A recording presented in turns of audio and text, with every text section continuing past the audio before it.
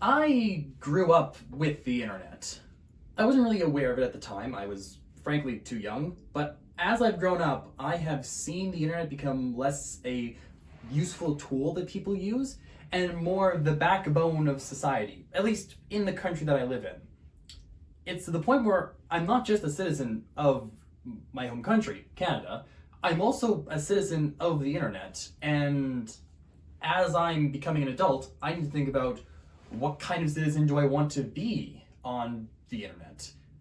That's a really hard thing to think about because as it's become more important, the internet has also become bigger. Like, I'm from the generation that killed cable television and replaced it with YouTube and streaming. We killed the album sale and replaced it with the Spotify stream number. We coined a bunch of new terms that old media doesn't really have an equivalent to. It's all just a lot to wrap your head around. Something that is, for me, much easier to think about is another thing I grew up with at the same time.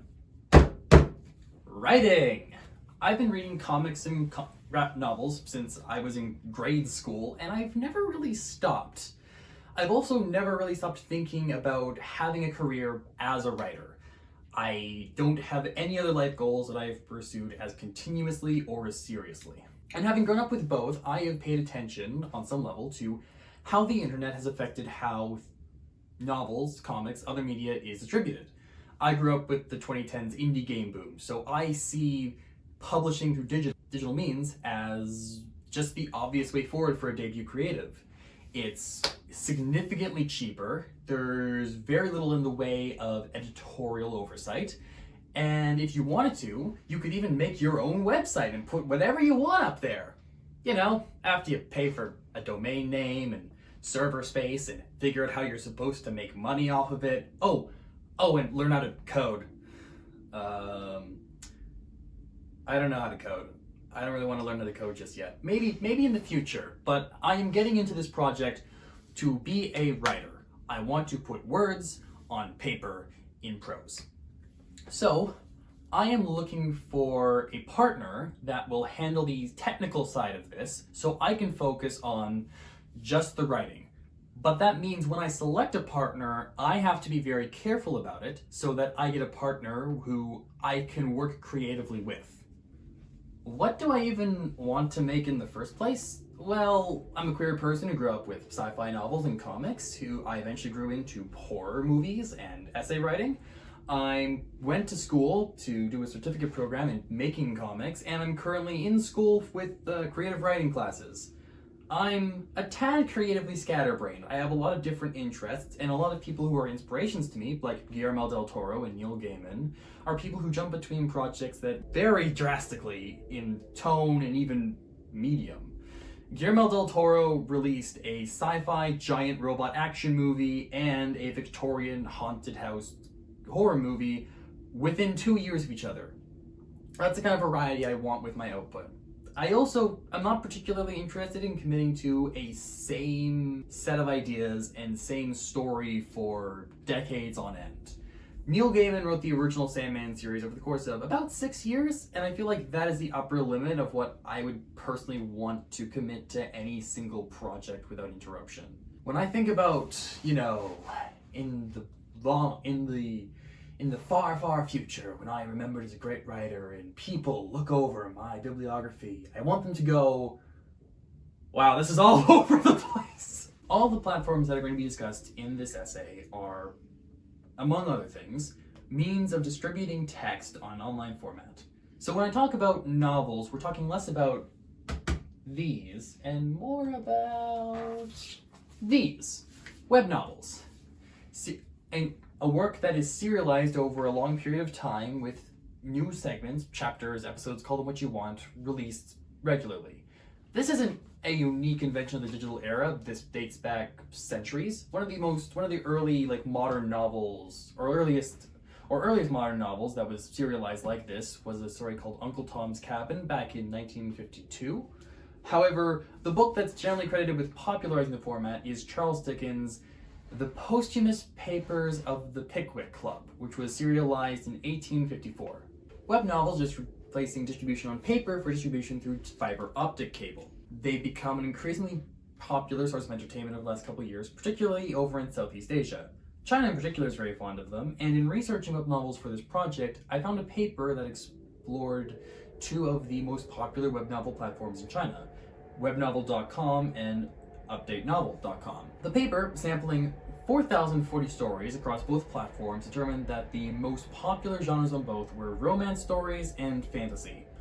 This isn't about those platforms. I'm not familiar with them at all before doing this, but what I was familiar with going into this project was Tapas, a web novel platform that I've been reading stuff on for years and originates in South Korea.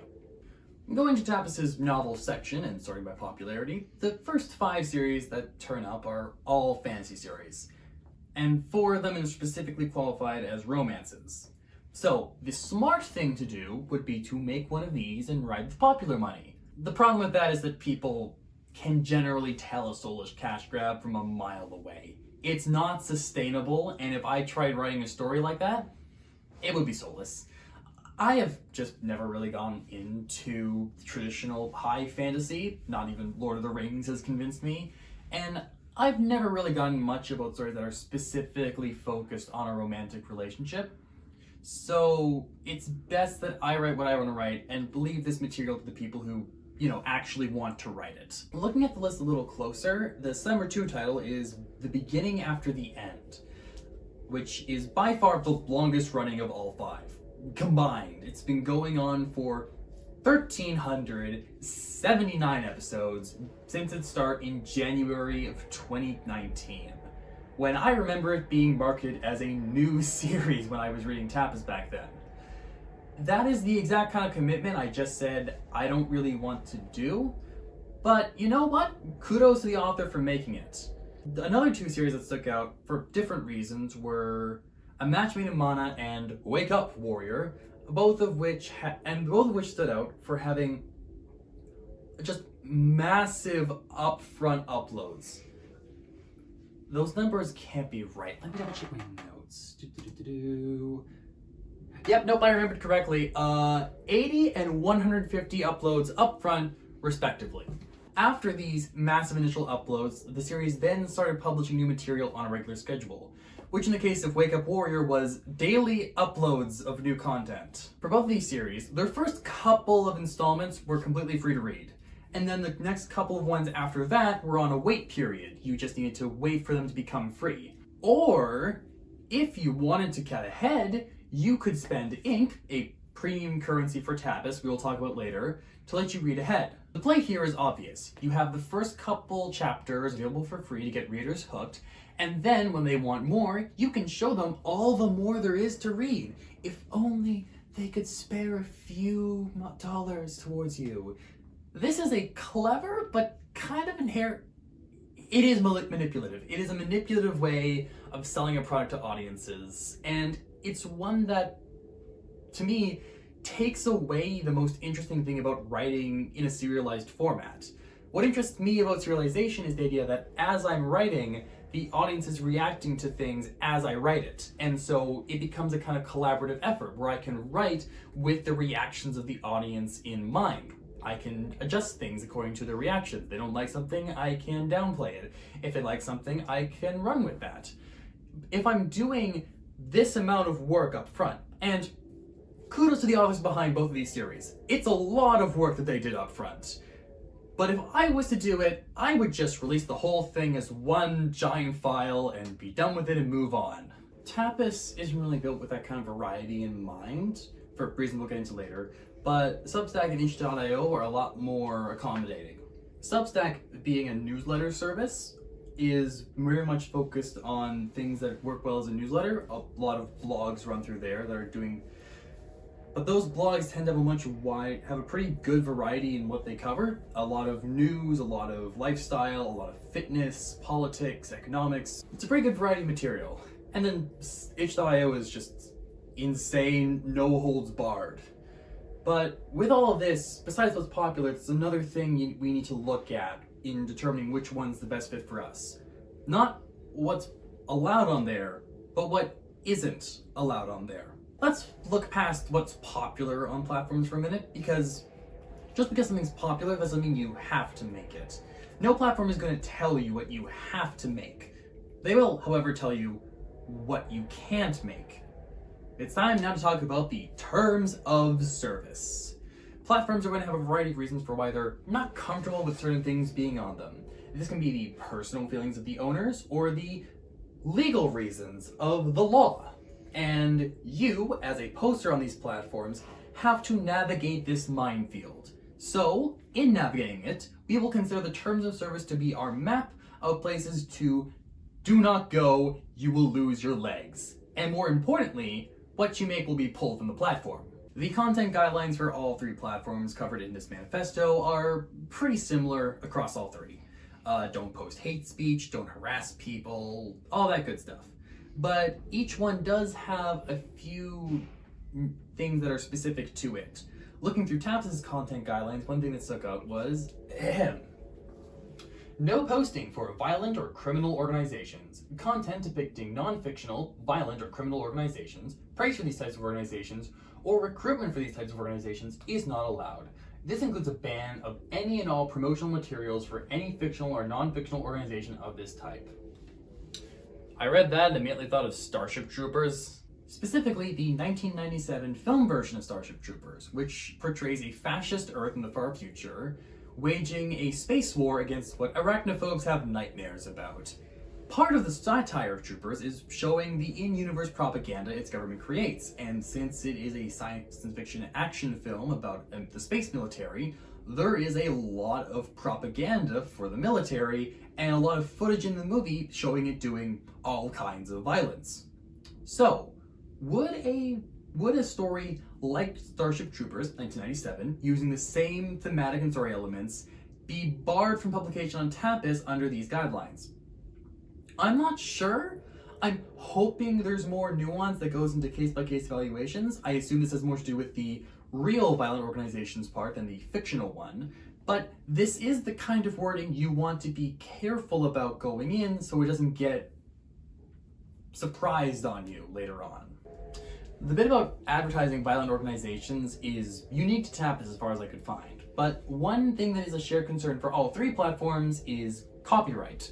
Simply, you can't just put another person's intellectual property as your own on these platforms. Except for when you do.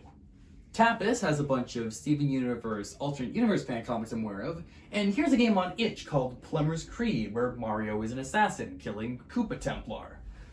These are, of course, blatantly fanworks, and they exist in the same kind of legal gray zone that all fanworks do, which is basically, as long as you don't make money off it, it's fine.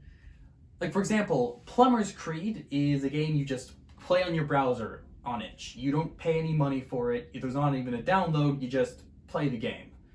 And the Steven Universe fan comics, Tapas's rules are specific about, like, not copying another creator's narrative work and not selling merch of it up on your fan site. So these are fine, but if you were to start doing like a straight comic adaptation of Steven Universe and start selling Pearl plushies up on the Tapas merch store, then you would start getting lawyers called. Another concern that is shared across all three platforms is around their policies on sexual content, which is something I made sure I wanted to get a firm handle on for each one individually. I see sex and sexuality as a very interesting avenue for artistic exploration, and as a queer person, exploring my sexuality was a big part of how I explored who I am, and I have stories I want to tell about that. So, making sure I can tell those stories without getting my stuff taken down for obscenity or pornography is important to me. All three platforms' positions basically boil down to don't do porn, and definitely don't involve children. The second point there is very hardline, which is fine by me, but this first point has an asterisk to it for each platform.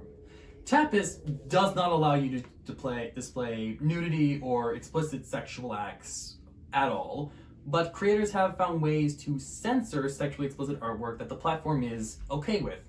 The go-to tends to be white blobs over the naughty bits, which is a choice.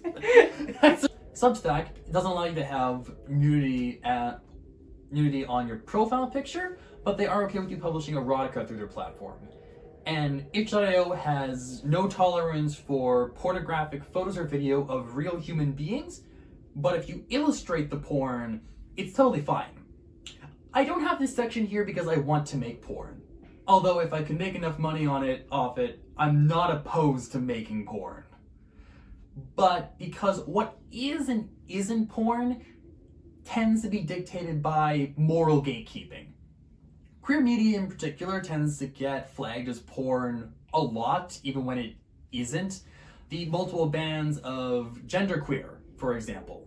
So, as a queer creator, this is something I'm aware of happening, and it's something I want to make sure that the platforms I'm using aren't going to give me problems with.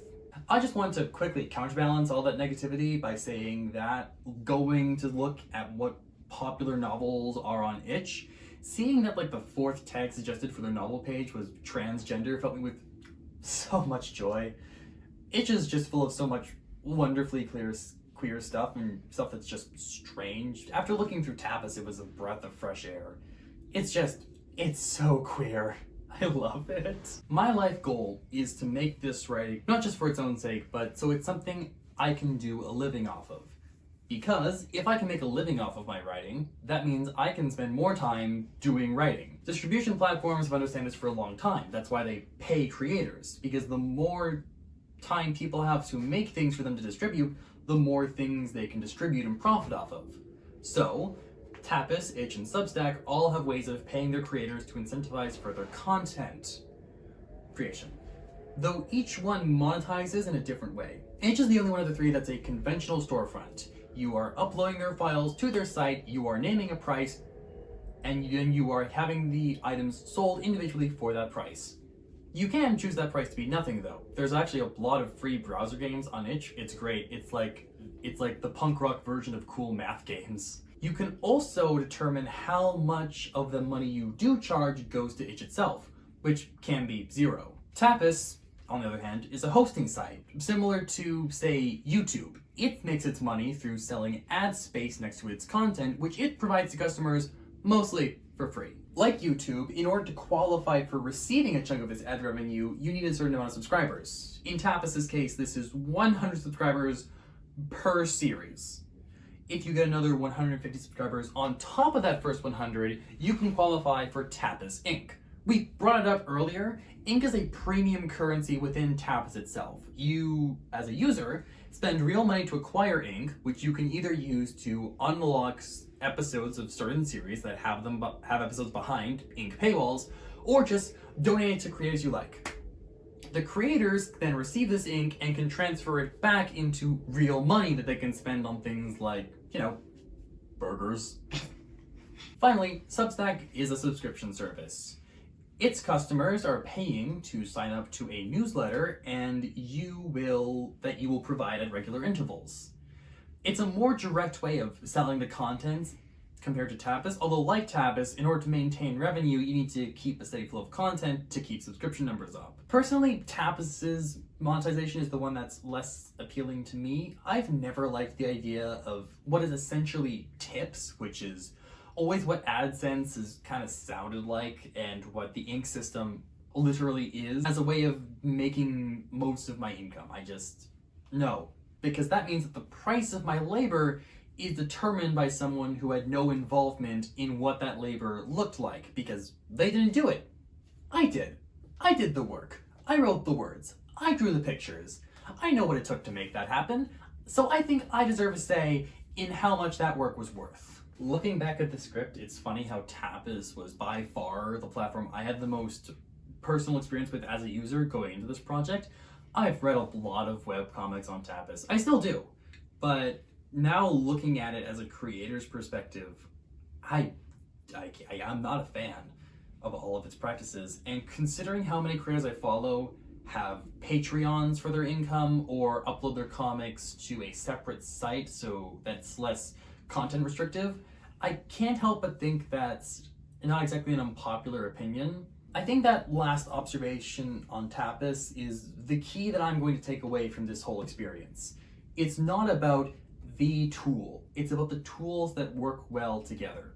For me, the tools that are going to work best together for me are Substack on itch.io. I'll publish like short stories, essays, chunks of larger works on my Substack, and then I'll have a post going, hey, do you like these things I've written? Well, over on my itch.io page, I have an ebook version of them available for download right now. Then later down the line, I can think about things like print on demand or physical copies because I like those a lot.